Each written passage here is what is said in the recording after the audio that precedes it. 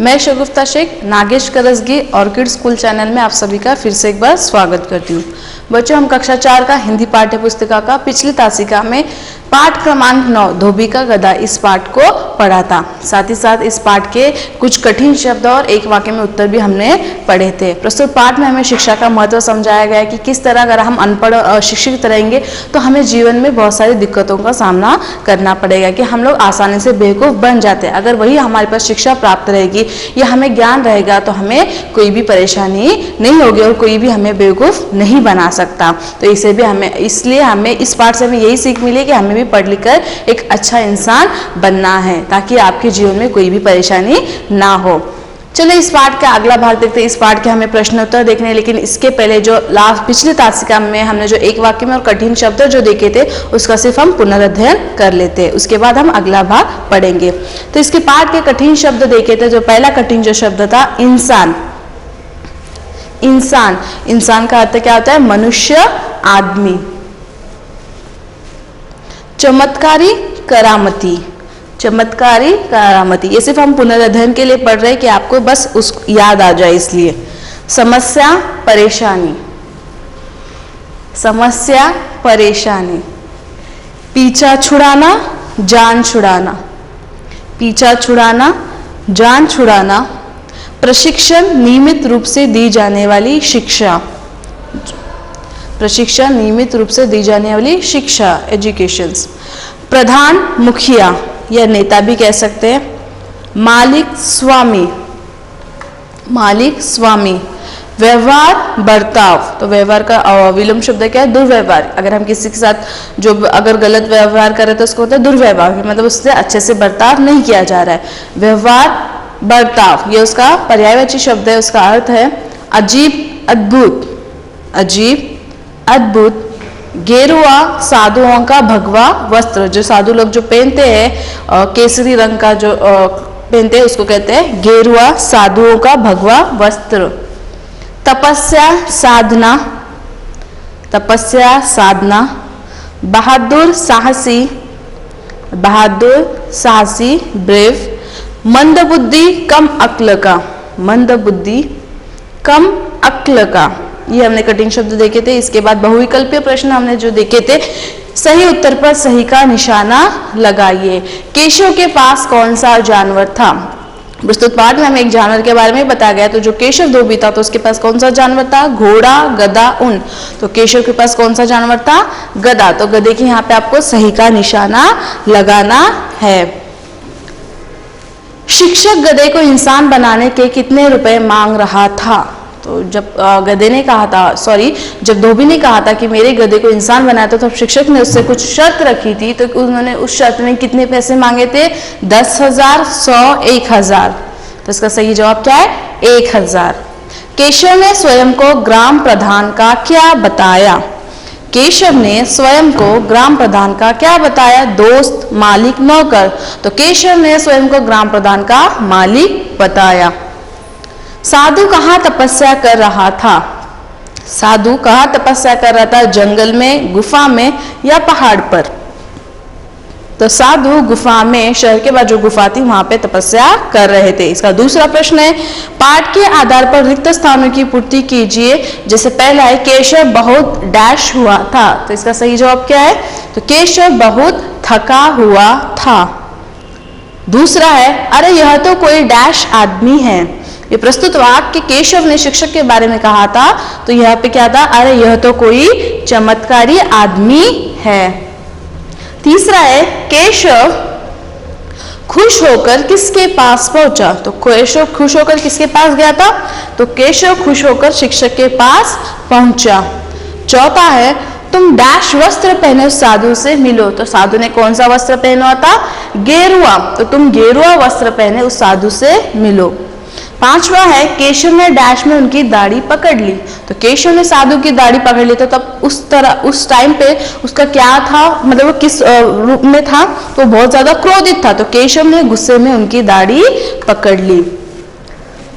एक वाक्य में उत्तर लिखिए। इसका पहला है केशव गधे से किस तरह बात कर रहा था। तो केशव था, अकेला था, उसके साथ बात करने के लिए कोई नहीं था। तो केशव जो उसके पास जो गधा है उसी से दिन भर बातें किया करता था। तो केशव गधे से इंसान की तरह बात करता है, मानो वह कोई इंसान हो। जिस तरह से हम इंसान से बातें करते हैं इस तरह केशव गधे से बातें करता था।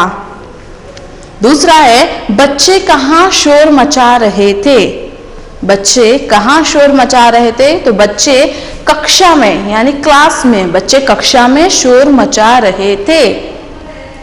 केशव खुश होकर किसके पास दौड़ा। केशव खुश होकर किसके पास दौड़ा। जब उसे पता चला कि गधे को इंसान बना जाता है, जब ये बात उसको पता चली तो वो बहुत ज्यादा खुश हो गया था। तो वो खुश होकर किसके पास चला गया था। तो वो खुश होकर शिक्षक के पास चला गया था। केशव ने शिक्षक से क्या विनती की। केशव ने शिक्षक से क्या विनती की। केशव ने शिक्षक से यह विनती की कि वह उसके गधे को इंसान बना दे। वह भी चाहता था कि जो उसका जो गधा है अगर वो इंसान बन जाएगा तो मुझे एक अच्छा सा मित्र मिल जाएगा। इस उम्मीद में वह शिक्षक के पास चला गया था और वह उनसे विनती करने लगा था कि वह उसके गधे को इंसान बना दे। केशव ने किससे शिक्षा लेनी शुरू की। अंत में जब वो अशिक्षित था, जब उसे पता चला कि मैंने इस मुहावरे का अर्थ गलत समझा, उसके पास शिक्षा नहीं होने से वो बेवकूफ बना, तो अंत में केशव ने, साधु ने उन्हें एक सुझाव दिया कि आप अभी जाके उस शिक्षक से लड़ो मत, बल्कि उससे शिक्षा हासिल करो। तो अंत में केशव ने किससे शिक्षा लेनी शुरू की, किससे पढ़ाई करना शुरू, मतलब किससे वो पढ़ाई करना शुरू कर दिया उसने। तो केशव ने अंत में शिक्षक से शिक्षा लेनी शुरू की। यहां तक का भाग हमने पिछली तासिका में देखा था। तो आज इस पाठ का अगला भाग देखेंगे। प्रश्नों के उत्तर लिखिए। प्रश्नों के उत्तर लिखिए। इसका पहला प्रश्न है, धोबी किस प्रकार अपने गधे से प्रेम प्रकट करता था। धोबी किस प्रकार अपने गधे से प्रेम प्रकट करता था। धोबी केशव अकेला था, उसका गधा ही उसके सुख दुख का सच्चा साथी था। केशव उससे बहुत प्यार करता था, उसके बिना वह बेचैन हो जाता था। गधे के साथ वह इंसान की तरह बातें करता था। इस तरह गधे के साथ केशव का मित्र सा रिश्ता था। देखिए जो केशव था, जो धोबी था, वो अकेले था, उसके साथ कोई व्यक्ति नहीं रहता था, तो उसके पास कोई मित्र भी नहीं था। तो वो गधे से इस तरह बातें करता जैसे कोई इंसान से, जैसे कोई आदमी से वो बातें कर रहा हो। उसको उससे बहुत ज्यादा लगाव था। अगर एक दिन भी वो ना दिखे तो बहुत ज्यादा बेचैन हो जाता था। तो वो उसका दोस्त था, वो उसका मित्र सा था। तो इस प्रकार का मित्रता का रिश्ता केशव का गधे से था। दूसरा प्रश्न है, घर लौट रहा केशव कहाँ और क्यों आराम करने लगा। जब पूरा काम करके वो थका हुआ आ रहा था तो वो रास्ते में आराम करने लगा था। तो केशव कहाँ आराम करने लगा था। तो केशव कड़ी मेहनत करने के बाद घर लौट रहा था, तो वो बहुत थका हुआ था। क्यों आराम कर रहा था, क्योंकि वो बहुत ज्यादा थका हुआ था इसलिए आराम कर रहा था। और कहाँ आराम कर रहा था, तो स्कूल के पास पत्थर की बेंच पर आराम करने लगा। देखो प्रस्तुत पाठ में दो प्रश्न पूछे गए कि केशव कहाँ और क्यों आराम क्यों कर रहा था, क्योंकि वो बहुत ज्यादा थका हुआ था इसलिए आराम कर रहा था। लेकिन आराम कहाँ कर रहा था, तो स्कूल के पास एक पत्थर की बेंच थी, तो उस बेंच पे वो आराम करने लगा। और उसने गधे को कहाँ बांध दिया था, तो उस पत्थर की बेंच के बाजू में एक पेड़ था, उस पेड़ को उसने पेड़ से रस्सी से उस गधे को बांध दिया था। तो केशव कड़ी मेहनत करने के बाद घर लौट रहा था, वह बहुत थका हुआ था, इसलिए स्कूल के पास पत्थर की बेंच पर आराम करने लगा। इसका तीसरा प्रश्न है, केशव क्या और क्यों सोचने लगा। केशव क्या और क्यों सोचने लगा। प्रस्तुत पाठ में भी दो प्रश्न पूछने गए कि वो सोच रहा था क्या, और जो सोच रहा था वो क्यों सोचने लगा। गधे को इंसान बनाने की शिक्षक की बात सुनकर केशव सोचने लगा। केशव क्या सोच रहा था कि शिक्षक ने कहा था कि गधे को इंसान बना देता है, तो यह बात वो सोचने लगा था कि ऐसा भी कुछ होता है या ऐसा हो सकता है। और वो क्या और फिर बाद में यह बोल रहा था कि यदि उसका गधा इंसान बन जाए तो उससे एक अच्छा दोस्त मिल जाएगा। तो वो सोच क्या रहा था, अगर मेरा जो गधा है वो इंसान बन जाएगा तो मुझे एक दोस्त तो मिल जाएगा। और वो शिक्षक की उसने बात सुनी थी। तो केशव क्या कर रहा था, अगर वो गधे को इंसान बनाने की हो गया तो मुझे एक अच्छा मित्र मिल जाएगा, यह वो सोचने लगा।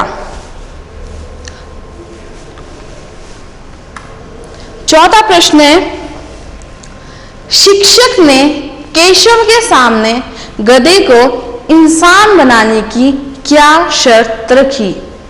शिक्षक ने केशव के सामने गधे को इंसान बनाने की शर्त रखी। जब जैसे ही उसने बात सुनी तो वो शिक्षक के पास खुश होकर जाता था, लेकिन शिक्षक को पता चलता है कि ये बेवकूफ इंसान है, इसको मेरे मुहावरे का अर्थ समझ में नहीं आया, तो उसे वो बेवकूफ बना रहा था। तो शिक्षक ने एक शर्त उस केशव के सामने रखी।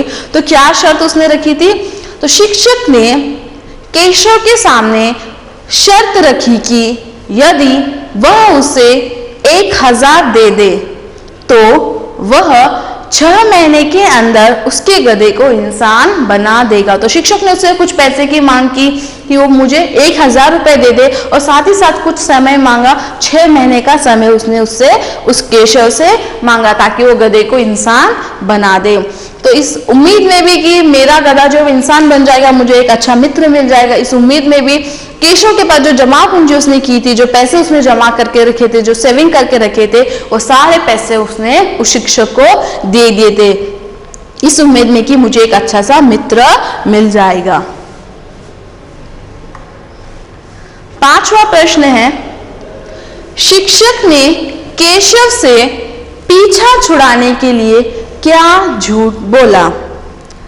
शिक्षक ने केशव से पीछा छुड़ाने के लिए क्या झूठ बोला? पीछा छुड़ाना यानी उससे अभी दूर भागना था, क्योंकि अभी उसने एक वादा उससे किया था कि आप मुझे 1000 रुपए दे दो, 6 महीने का समय दे दो, तो आपके गधे को मैं इंसान बना दूंगा। 6 महीने बीत गए, केशव अब उस शिक्षक के पास क्या करने आया था? उसका जो गधा है वो इंसान बन गया, उस व्यक्ति को वो लेने आया था। लेकिन ऐसा होता है क्या, कोई गधे को कोई इंसान बना सकता है? बिल्कुल नहीं। तो वो केशव जो शिक्षक थे वो झूठ बोल रहे थे, वो उसको बेवकूफ बना रहे थे। लेकिन 6 महीने बीत जाने के बाद जब केशव शिक्षक के पास आते तो शिक्षक अब क्या करते हैं, अब उन्होंने तो उस गधे को इंसान नहीं बनाया, साथ ही साथ जो 6 महीने थे उन्होंने उस गधे का बहुत ज्यादा उपयोग कर लिया था, क्योंकि बहुत सारे काम वो गधा करता था। तो शिक्षक का बहुत ज्यादा काम वो उस गधा कर रहा था। तो अब शिक्षक नहीं चाहता था कि वो गधे को उस केशव को वापस दे, क्योंकि उसको उससे बहुत ज्यादा लाभ हो रहा था। तो अब उसे उससे पीछा छुड़ाना था, तो वो क्या कर रहा था, तो उन्होंने उस शिक्षक ने उस केशव का एक झूठ बात बोल दी। क्या बोल दी कि मैंने आपके जो गधा था उसको बहुत प्रशिक्षण दिया, उसको शिक्षा दी, अब वो इतना बड़ा होगा कि वो यहाँ से भागकर चला गया। तो शिक्षक ने कैसे उसे झूठ बोला कि उसने गधे को अच्छी शिक्षा देकर बुद्धिमान बना दिया। इस समय वह अपने गांव का प्रधान है। देखिए यहाँ पे शिक्षक ने केशव से एक झूठ बात बोला कि मैंने उसको इतना अच्छा शिक्षण दिया, इतना अच्छा प्रशिक्षण दिया, वो इतना बुद्धिमान व्यक्ति बन गया कि वो सीखने के बाद यहाँ से भागकर चला गया। अब वो अपने गांव का एक प्रधान बन गया, एक मुखिया बन गया है। इस प्रकार का झूठ शिक्षक ने केशव से कहा था। किस लिए कहा था? क्योंकि वो अब केशव से पीछा छुड़ाने चाहते थे, वो गधे को वापस नहीं करना चाहते थे, इसलिए उन्होंने झूठ बोला। अगला प्रश्न है, साधु ने केशव को क्या समझाया? साधु ने केशव को क्या समझाया? पहले तो जो केशव है वो जो जाता है वो शिक्षक के पास जाता है, शिक्षक झूठ बोल देते हैं, तब शिक्षक वो क्या कहते हैं कि वो अपने गांव का प्रधान बन गया। तो उस गांव में जाते हैं, वहां पे जो प्रधान होता है वहां पे वो अपनी सभा आयोजित कर रहा होता है, वहां पे वो सभा ले रहा होता है। तो वहां पे जाके उस जो प्रधान होता है उसका हाथ पकड़ लेते हैं कि बोले कि मैं आपका मालिक हूँ, लेकिन वो उसके कुछ तो दुर्व्यवहार हुआ है, कुछ तो गड़बड़ हुई है, प्रधान जान लेता है। तो प्रधान क्या करता है, उस केशव को जो है जो शहर के बाहर जो गुफा में एक साधु रहता है उसके पास उसको भेज देते हैं। वो क्या कहता है कि आप जो व्यक्ति समझ रहे हो वो व्यक्ति मैं नहीं हूँ, आप जो व्यक्ति चाहते हो, जिस व्यक्ति से आपको मिलना है वो शहर के बाहर उस गुफा में रहता है, तो आप वहां से जाके उसको ले लीजिए। तो जो केशव है तो शहर के बाद जो गुफा है वहां चले जाते हैं। वहां जाने के बाद क्या कहते हैं उस साधु को कि आप मेरे गधे हो, अब तुम इंसान बन गए, तो इसका मतलब ये नहीं कि आप मेरे नहीं हो, आपका मालिक मैं ही हूं। तो वो बहुत ज्यादा क्रोधित उस साधु पे हो जाते हैं। तो साधु भी संयम से काम लेते हैं और उस केशव से सारी हकीकत जान लेते कि इस आदमी के साथ हुआ क्या है। तो साधु ने केशव, जब सारी हकीकत केशव साधु को समझाते हैं, तो साधु भी उसके बदले में जो उसके साथ हादसा हुआ है कि जिस तरह से शिक्षक ने उसको बेवकूफ बनाया, किस तरह से उसको पैसे लिए, उसको ठगा है, ये जब बात पता चलती है तो साधु उसको समझाते हैं। साधु ने केशव को समझाया कि उसने गधा शब्द का अर्थ गलत समझा।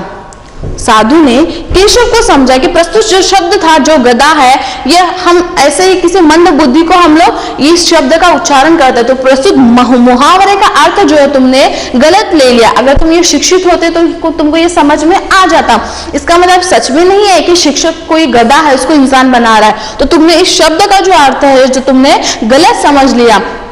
किसी को गधा कहने का मतलब है कि वह व्यक्ति मंद बुद्धि है। मंद बुद्धि यानी क्या? कम अक्ल के। मंद बुद्धि यानी कम अक्ल के। लेकिन ऐसा नहीं होता है कि वो सच में कम अक्ल के। हम लोग क्रोधित में होकर उस वाक्य का उच्चारण कर देते हैं। वैसे गधे मंद बुद्धि नहीं होते हैं। हम लोग सिर्फ वो एक वाक्य है, एक शब्द का उच्चारण, एक मुहावरे का उच्चारण हम वहां पे कर देते हैं। ऐसा बिल्कुल नहीं होता कि वो सच में ऐसा उस वक्त, उस समय, उस व्यक्ति का बर्ताव उस तरह से हो जाता है, इसलिए हम उस शब्द का इस्तेमाल कर लेते हैं।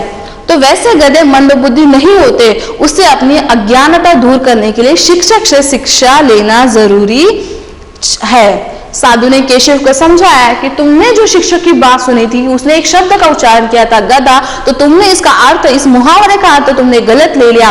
प्रस्तुत जो शब्द है, जो गधा है, ये कम मंद बुद्धि, कम अक्ल के व्यक्ति के लिए हम इस्तेमाल करते हैं। इसका मतलब ये नहीं होता कि सच में वो व्यक्ति है। उस वक्त हम जो क्रोधित होते हैं, उस वक्त उस व्यक्ति का जो बर्ताव होता है, इसलिए हम उस शब्द का प्रयोग करते हैं। वैसे जो गधे भी होते हैं वो मंद बुद्धि नहीं होते। अगर कोई व्यक्ति बहुत अच्छा बहादुरी का काम करता है तो हम उसे कहते हैं कि आपने बहुत ही अच्छा शेरों की तरह पराक्रम किया है। इसका मतलब ये नहीं कि प्रस्तुत जो व्यक्ति है वो शेर है, ऐसा नहीं होता। तो ऐसे कुछ शब्द है, कुछ मुहावरे है, उनकी कृति पे, उनकी प्रशंसा पे, या उन्होंने जो व्यवहार किया है उस व्यवहार पे हम लोग उस शब्द का उच्चार करते हैं। तो तुम अभी अज्ञान हो, तो अपनी अज्ञानता दूर करने के लिए तुम वापस चले जाओ उस शिक्षक के पास ही आपका गधा है, लेकिन अब तुम उस शिक्षक से लड़ना नहीं, उस शिक्षक से तुम शिक्षा जरूर लेना, ताकि आपको जीवन में कोई भी समस्या या कोई भी दिक्कतें आए तो उसको हल आप आसानी से कर सके। यह बात साधु ने केशव को समझाया था।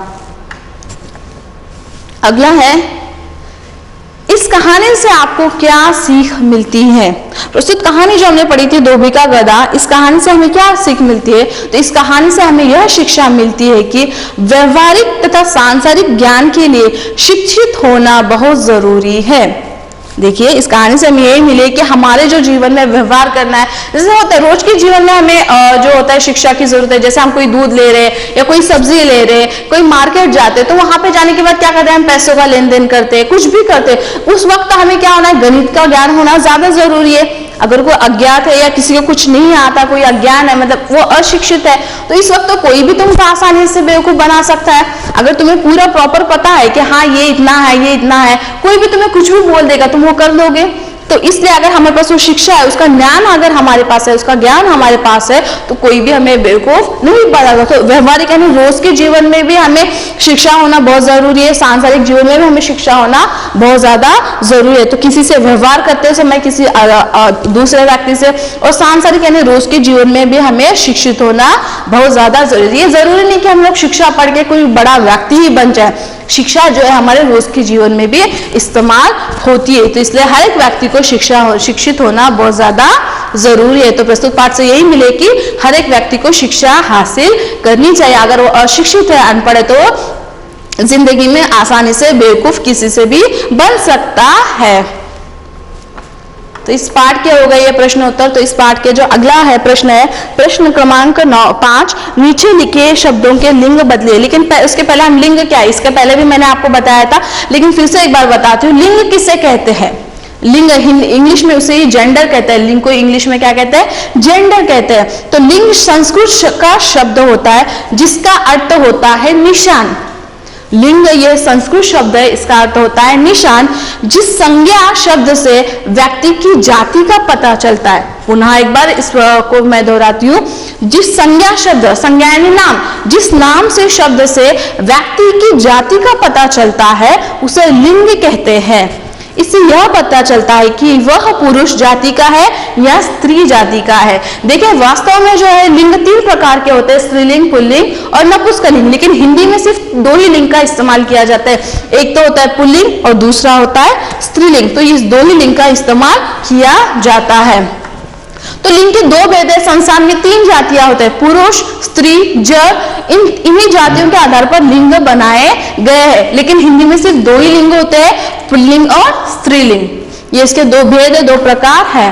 तो अब देखिए पुल्लिंग क्या होता है। पुल्लिंग किससे कहते हैं?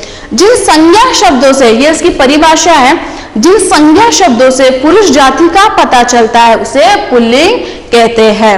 जैसे पिता, राजा, घोड़ा, कुत्ता, बंदर, हंस, बकरा, लड़की, आदमी, सेठ, मकान, लोहा, चश्मा, दुख, प्रेम, लगाव, खटमल, फूल, नाटक, पर्वत, पेड़, मुर्गा, बैल, भाई, शिव, हनुमान, शेर आदि।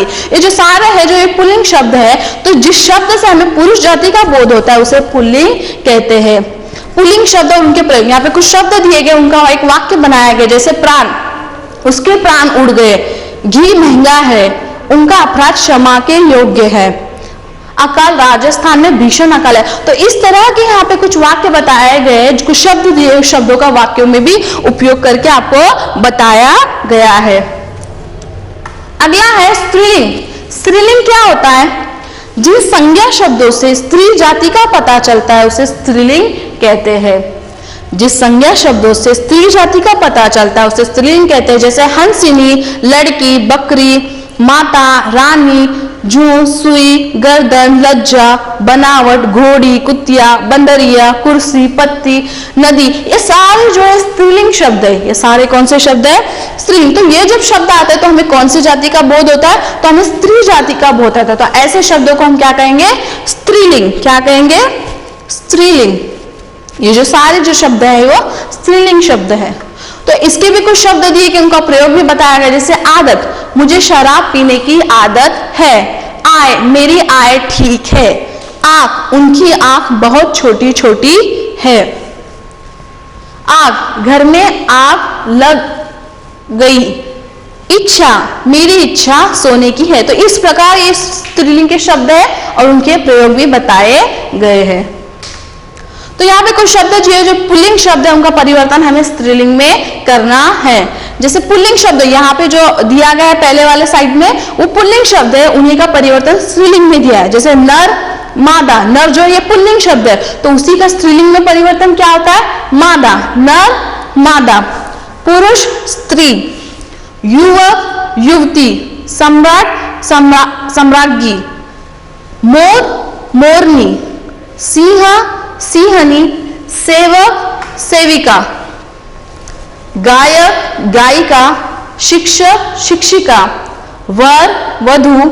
श्रीमान, श्रीमती। भेड़, भेड़ा। नाग, नागिन।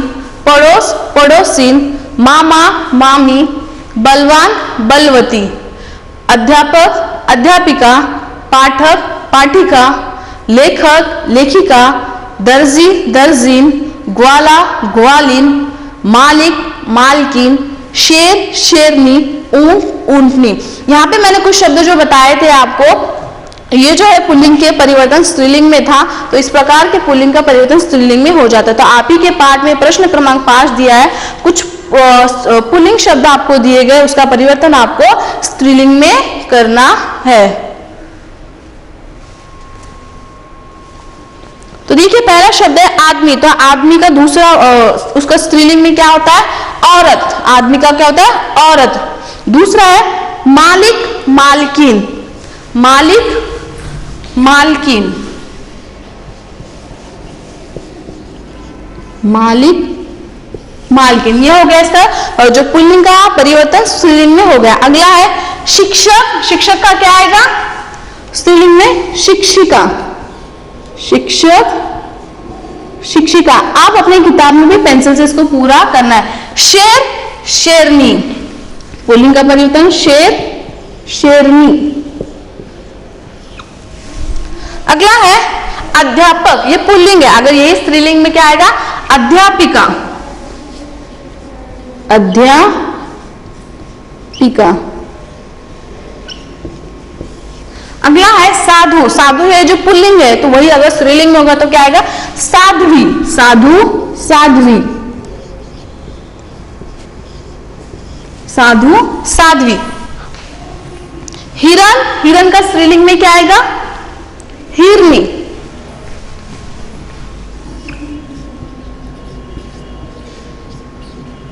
धोबी, धोबी का स्त्रीलिंग में आएगा धोबिन।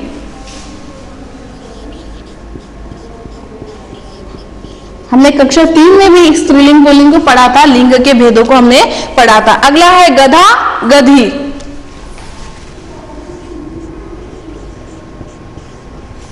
और जो लास्ट का है बच्चे, बच्ची।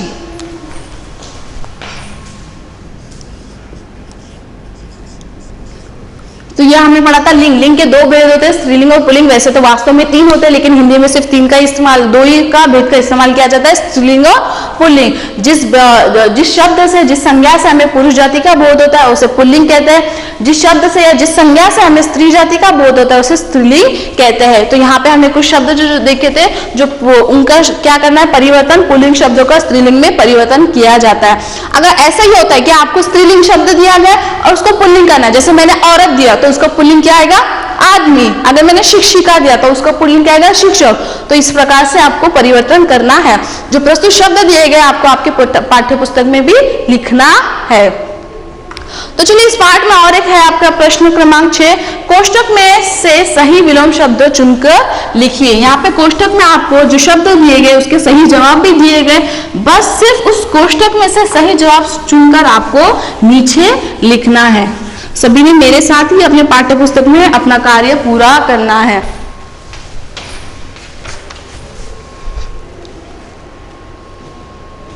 इस कोष्टक में दिया गया शिष्य, मूर्ख, अज्ञान, शत्रु, हानि, दुश्मन, हैवान, अनुपयोगी, कमजोर, बुरा।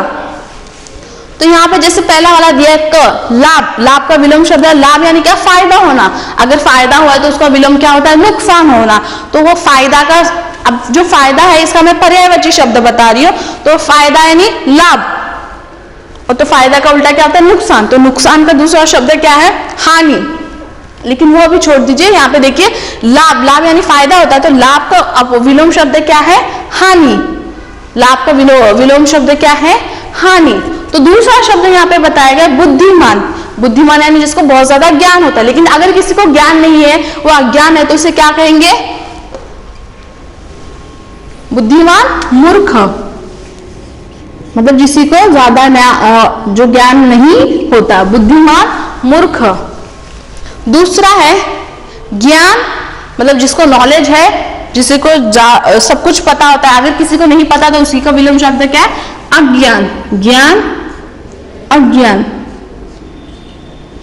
उपयोगी मतलब फायदेमंद है, तो उसी का विलोम शब्द क्या होता है? उपयोगी, अनुपयोगी। जिस तरह से जो गधा था अब शिक्षक के लिए उपयोगी बन गया था, तो उपयोगी का दूसरा शब्द क्या है? अनुपयोगी। दूसरा नहीं, विलोम शब्द।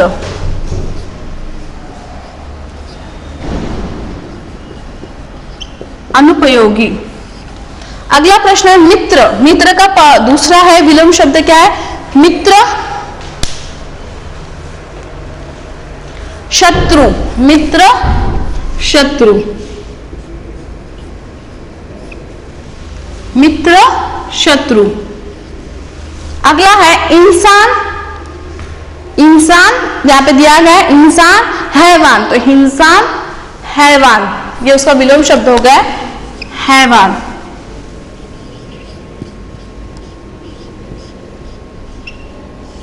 इंसान, हैवान। अगला है गुरु। गुरु हम शिक्षक को कहते हैं, अगर उसका स्टूडेंट होता तो उसे क्या कहेंगे? शिष्य। गुरु, शिष्य।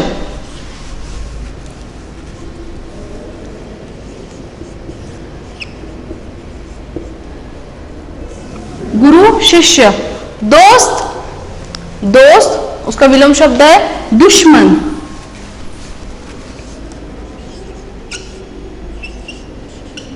दोस्त, दुश्मन। अगला है बहादुर। बहादुर कमजोर, मतलब जो अच्छा काम करता है, मतलब जो साहसी होता है बहादुर, वही अगर वो कुछ नहीं करता है, डरता है, तो वो होता है कमजोर। बहादुर, कमजोर।